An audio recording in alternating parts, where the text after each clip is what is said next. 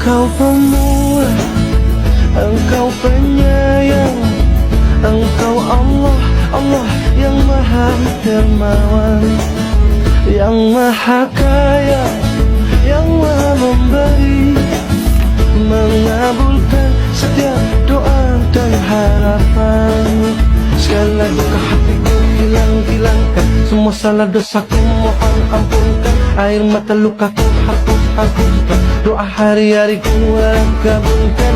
Maulana, Maulana ya sami'u ana, birahmatika ya Rabbi la taqtujana. Maulana, Maulana ya sami'u ana, birahmatika ya Rabbi la taqtujana. Assalamualaikum warahmatullahi wabarakatuh. Alhamdulillahilladzi adhaba anal hazan, inna rabbana laghafurur syakur.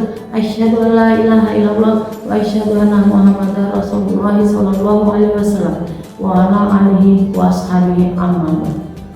Rabbi shrah li sadri wa yassir li amri wahlul 'uqdatam min lisani yafqahu qawli. Pertama-tama marilah kita panjatkan kehadirat Allah Subhanahu wa taala yang telah memberikan beberapa nikmat berupa iman, Islam, serta kesehatan, sehingga kita semua dapat menjalankan ibadah puasa di bulan suci Ramadan ini. Shalawat serta salam senantiasa kita haturkan kepada uswatun hasanah kita, tauladan terbaik sepanjang masa, Nabi Muhammad SAW. Semoga kita mendapatkan syafaat beliau di hari akhir nanti. Amin ya rabbal alamin. Anak-anakku yang ibu banggakan, pernahkah kalian membayangkan bagaimana rasanya hidup di zaman Rasulullah? Di saat banyak orang dewasa bersikap kaku, keras, muncullah sosok manusia agung yang justru menjadi magnet bagi anak-anak. Beliau tidak pernah memarahi, membentak anak kecil yang sedang bermain di dekatnya. Justru beliaulah yang di situ pertama kali menyapa dan mengajak bercanda mereka. Nabi Muhammad SAW dikenal sebagai sosok yang penuh kasih sayang, terutama kepada anak-anak. Dalam banyak riwayat, Rasulullah menunjukkan kelembutannya dan juga penuh kasih sayangnya terhadap mereka. Bahkan beliau mencontohkan bagaimana anak-anak diperlakukan dengan secara penuh kasih sayang, kelembutan, serta penghargaan. Rasulullah SAW tidak pernah membentak. Bahkan di situ beliau mendidik anak-anak dengan cara hikmah. Ada sebuah cerita yang sangat menarik mengenai tentang Hasan dan Husain, dua cucu kesayangan Rasulullah SAW.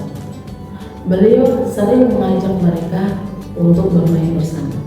Bahkan di saat Rasulullah sedang sholat, kemudian dalam keadaan sujud, Hasan dan Husain itu naik di atas punggung beliau.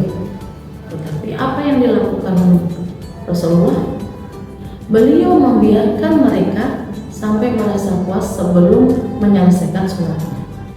Ada dua landasan mengapa kita harus meniru cinta Rasulullah kepada sesama, khususnya anak. Allah Subhanahu wa taala berfirman di dalam surah Al-Anbiya ayat 107 yang berbunyi, "Wa ma arsalnaka illa rahmatan lil alamin."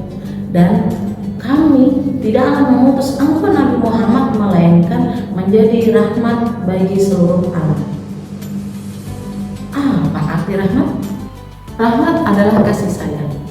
Jadi keberadaan Nabi di dunia ini adalah untuk membuktikan bahwa Islam itu indah, Islam itu penuh dengan cinta. Kasih sayang beliau tidak hanya untuk orang dewasa saja, tetapi bertumpah ruah untuk anak-anak.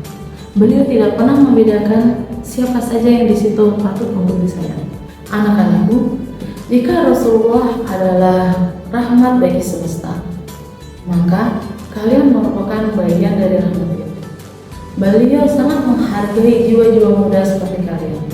Beliau juga menginginkan kalian bisa hidup di lingkungan yang aman, nyaman, dan juga penuh kasih sayang agar kelak kalian menjadi individu yang hebat di masa depan. Ada sebuah pelajaran berharga.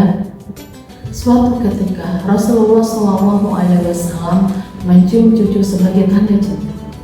Seorang sahabat bernama Aqra bin Habis merasa heran dan berkata bahwa dia memiliki 10 anak tetapi tidak pernah mencium satupun dari mereka.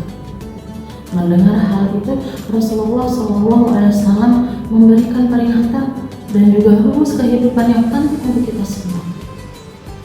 Mala yarham la yurham. Barang siapa yang tidak menyayangi, dia tidak akan disayangi. Hadis riwayat Bukhari. Dari hadis riwayat Ahmad, Rasulullah bersabda, barang siapa yang tidak menyayangi anak kecil dan tidak menghormati orang tua, maka dia bukan termasuk golongan kami. Hadis riwayat Ahmad. Dari penggalan hadis tersebut, ada beberapa pesan yang harus kita laksanakan, entah di situ di lingkungan sekolah, lingkungan tempat tinggal kita. Bahwasanya pesan itu satu, jangan ada yang namanya perundungan atau bullying. Siapa yang tidak menyayangi teman, maka tidak akan diberikan kasih sayang oleh Allah. Pesan selanjutnya, kita diharapkan saling menghargai. Apabila kita ingin dihargai orang lain, maka mulailah kita menghargai. Misalkan di rumah kita hargai adik kita, di sekolah kita hargai adik kelas kita hormati orang tua, kita hormati guru. Anak-anakku yang ibu banggakan, perlu diketahui bahwasanya kehebatan seseorang bukan dilihat dari seberapa keras dia dapat memukul dan seberapa banyak dia dapat menjelekkan orang lain, tetapi kehebatan sejati dapat dilihat saat kita mampu menahan amarah kita, menjadikan amarah tersebut dengan kasih sayang sesuai yang sudah dicontohkan oleh baginda Rasulullah SAW. Mari kita jadikan lingkungan tempat tinggal kita, sekolah kita sebagai cerminan dari ayat rahmatan lil alamin. Semoga kita menjadi individu yang mempunyai lisan tidak untuk menyakiti, tangan tidak untuk memukul. Kita jadikan hati kita yang ingin selalu membantu teman kita yang sedang kesulitan. Demikian kultum singkat ini. Semoga Allah Subhanahu wa Ta'ala melembutkan hati kita semua dan menjadikan kita pengikut Rasulullah sejati. Wabillahi taufiq wal hidayah. Wassalamualaikum warahmatullahi wabarakatuh. Engkau pemurah, Engkau penyayang, Engkau Allah, Allah yang maha dermawan, yang maha kaya, yang maha memberi, mengabulkan setiap doa dan harapan. Segala duka hatiku hilangkan, semua salah dosaku mohon ampunkan, air mata lukaku hapuskan, doa hari-hari ku kabulkan. Maulana, Maulana ya sami'u ana birahmatika ya Rabbi la taqta'na